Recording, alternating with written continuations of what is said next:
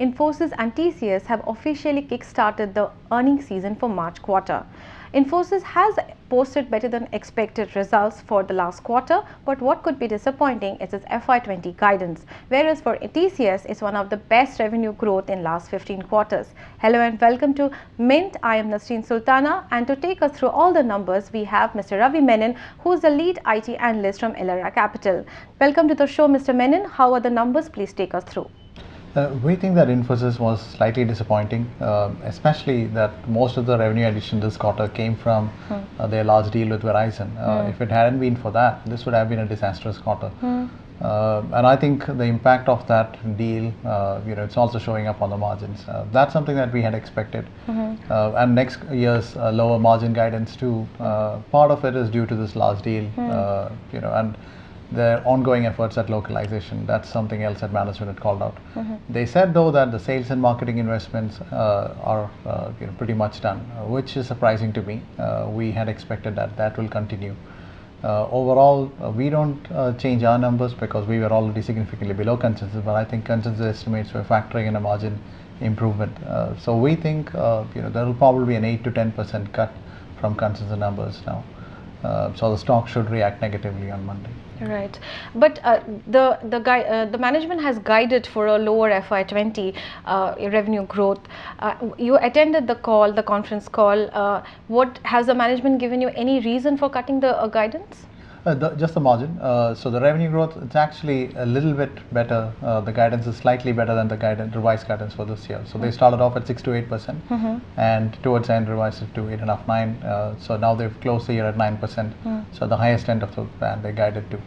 And next year the guidance is 7.5 to 9.5, which again we find a little surprising and disappointing, considering that they've got $6.3 billion in deal wins, which they said is more than double what they did last year. So given that, you would have expected a substantial increase in guidance for this year. I think they're just being conservative. We expect that they should do between 10 and 11% growth for next year. Next up, TCS, which kind of had a very good quarter in the last 15 quarters, as they say. So what is your takeaway on TCS numbers? I think TCS is structurally pulled away. They've moved into a different orbit. We think that the insurance platform in the US, that's likely to see a lot more large deals. We haven't seen any announcements following Transamerica, but we think that's just a matter of time. So next year I wouldn't be surprised if they do better than what they've done in FY19, and that's what we are baking in right now. And this quarter, very broad-based growth, unlike Infosys, and margins have been slightly lower quarter on quarter, but that was in line with what we expected given the slight rupee appreciation that's happened. Right.